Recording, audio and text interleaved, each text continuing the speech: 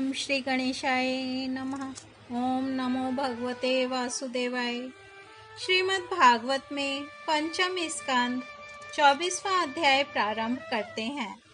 राहु आदि की स्थिति, अतल आदि नीचे के लोगों का वर्णन। श्री सुखदेव जी कहते हैं, परीक्षित, कुछ लोगों का कथन है कि सूर्य से 10,000 योजन नीचे राहु नक्षत्रों के समान घूमता है। इसने भगवान की कृपा से ही देवत्व और ग्रहत्व प्राप्त किया है। स्वयं यह सिंही का पुत्र असुराधाम होने के कारण किसी प्रकार इस पद के योग्य नहीं है। इसके जन्म और कर्मों का हम आगे वर्णन करेंगे। सूर्य का जो यह अत्यंत तपता हुआ मंडल है, इसका विस्तार 10,000 योजन बतलाया जाता है। इसी प्रकार चंद्रमंडल का विस्तार 12,000 योजन है और राहु का 13,000 योजन। अमृतपान के समय राहु देवता के वेश में सूर्य और चंद्रमा के बीच में आकर बैठ गया था। उस समय सूर्य और चंद्रमा ने इसका भेद खोल दिया था। उस वैर को याद करके वह अमावस्या और पूर्णिमा के दिन उन पर आक्रमण करता है। यह देखकर भगवान ने सूर्य और चंद्रमा की रक्षा के लिए उन दोनों के पास अपने प्रिय आयुध सुदर्शन चक्र को नियुक्त कर दिया है। वह निरंतर घूमता रहता है, इसलिए राहु उसके असहाय तेज से उद्विग्न और चकित चित होकर मुहूर्त मात्र उनके सामने टिककर फिर सहसा लौट आता है।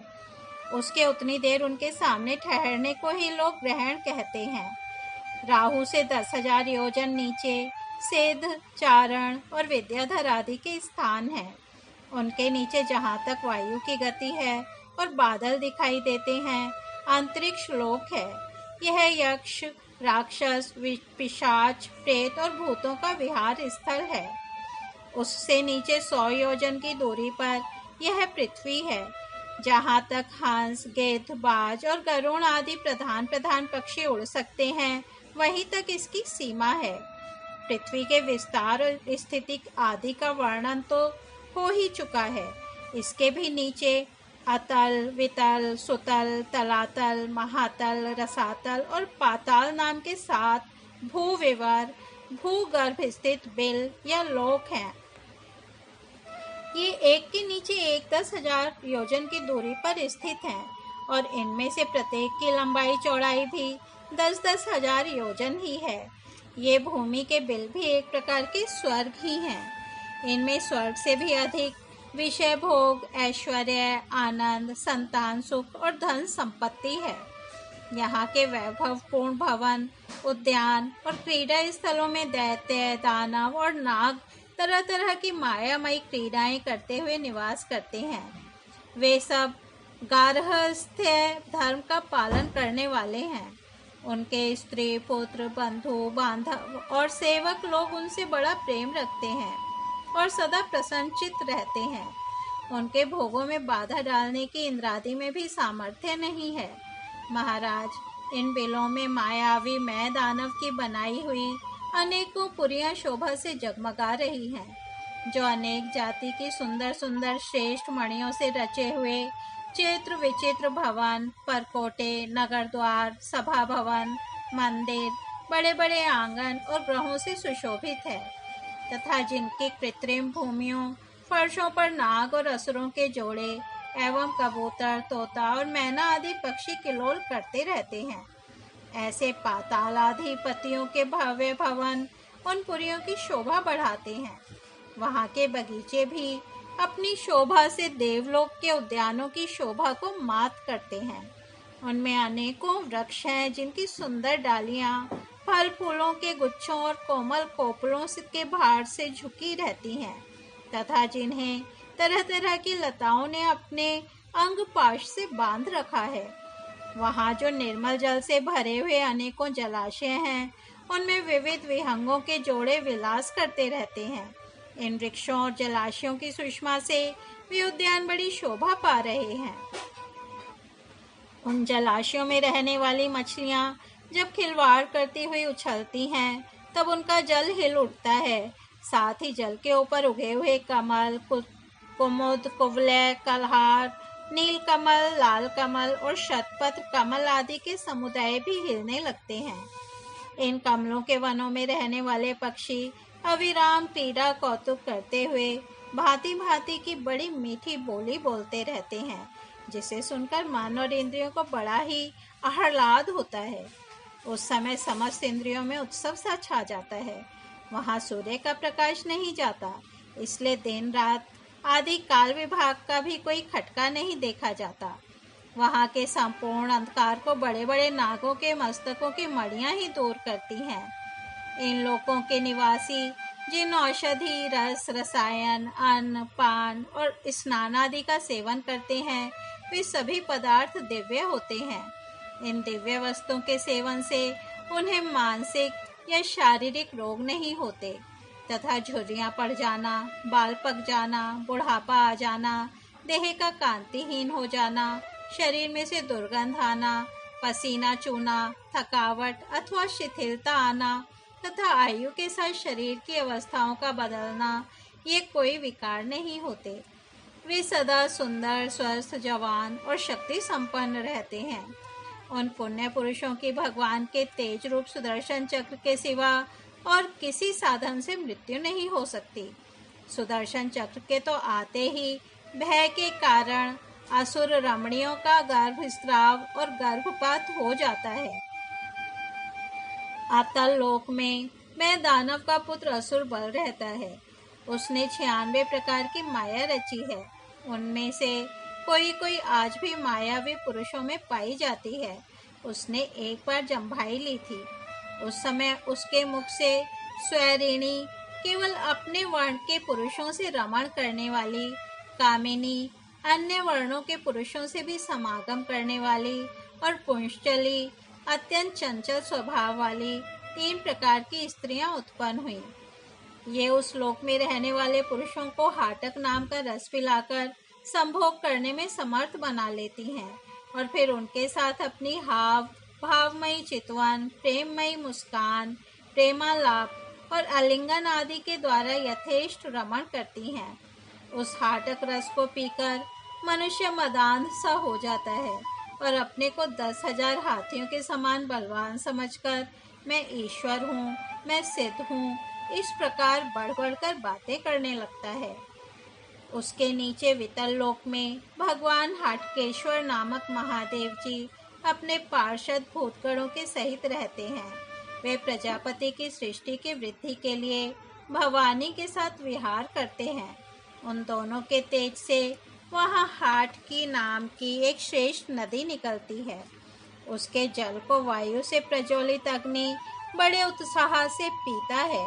वह जो हाटक नाम का सोना थूकता है, उससे बने हुए आभूषणों को दैत्य राजों के अंतःपुरों में स्त्री पुरुष सभी धारण करते हैं। वितल के नीचे सुतल लोक है। उसमें महायशस्वी पवित्र कीर्ति विरोचन पुत्र बलि रहते हैं। भगवान ने इंद्र का प्रिय करने के लिए अदिति के गर्भ से वटु वामन रूप में अवतीर्ण होकर उनसे तीनों लोक छीन लिए थे। फिर भगवान की कृपा से ही उनका इस लोक में प्रवेश हुआ। यहाँ उन्हें जैसी उत्कृष्ट संपत्ति मिली हुई है, वैसी इंद्रादि के पास भी नहीं है। अतः वे उन्हीं पूज्यतम प्रभु की अपने धर्माचरण द्वारा आराधना करते हुए यहाँ आज भी निर्भयता पूर्वक रहते हैं। राजन, संपूर्ण जीवों के नियंता एवं आत्मस्वरूप परमात्मा भगवान वासुदेव जैसे पूज्यतम पवित्रतम पात्र के आने पर उन्हें परम श्रद्धा और आदर के साथ स्थिर चित्त से दिए हुए भूमि दान का यही कोई मुख्य फल नहीं है कि बलि को सुतल लोक का ऐश्वर्य प्राप्त हो गया। यह ऐश्वर्य तो अनित्य है, किंतु वह भूमि दान तो साक्षात मोक्ष का ही द्वार है। भगवान का तो छींकने, गिरने और फिसलने के समय विवश होकर एक बार नाम लेने से भी मनुष्य सहसा कर्म बंधन को काट देता है, जबकि मुमुक्ष लोग इस कर्म बंधन को योग साधन आदि अन्य अनेकों उपायों का आश्रय लेने पर बड़े कष्ट से कहीं काट पाते हैं। अतएव अपने संयमी भक्त और ज्ञानियों को स्वरूप प्रदान करने वाले और समस्त प्राणियों के आत्मा श्री भगवान को आत्मभाव से किए हुए भूमि दान का यह फल नहीं हो सकता। भगवान ने यदि बलि को उसके सर्वस्व दान के बदले अपनी विस्मृति कराने वाला यह मायामय भोग और ऐश्वर्य ही दिया, तो उन्होंने उस पर ऐसा कोई अनुग्रह नहीं किया। जिस समय कोई और उपाय न देखकर भगवान ने याचना के छल से उसका त्रिलोकी का राज्य छीन लिया और उसके पास केवल उसका शरीर मात्र ही शेष रहने दिया, तब वरुण के पाशों में बांधकर पर्वत की गुफा में डाल दिए जाने पर उसने कहा था, खेद है, यह ऐश्वर्यशाली इंद्र विद्वान होकर भी अपना सच्चा स्वार्थ सिद्ध करने में कुशल नहीं है। इसने सम्मति लेने के लिए अनन्य भाव से बृहस्पति जी को अपना मंत्री बनाया। फिर भी उनकी अवहेलना करके इसने श्री विष्णु भगवान से उनका दास्य न मांगकर उनके द्वारा मुझसे अपने लिए ये भोग ही मांगे। ये तीनों लोग तो केवल एक मनवंतर तक ही रहते हैं, जो अनंत काल का एक अवयव मात्र है। भगवान के कैंकर्य के आगे भला इन तुच्छ भोगों का क्या मूल्य है।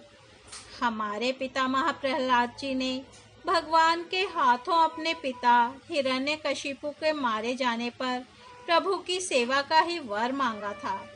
भगवान देना भी चाहते थे, तो भी उनसे दूर करने वाला समझकर उन्होंने अपने पिता का निष्कंटक राज्य लेना स्वीकार नहीं किया।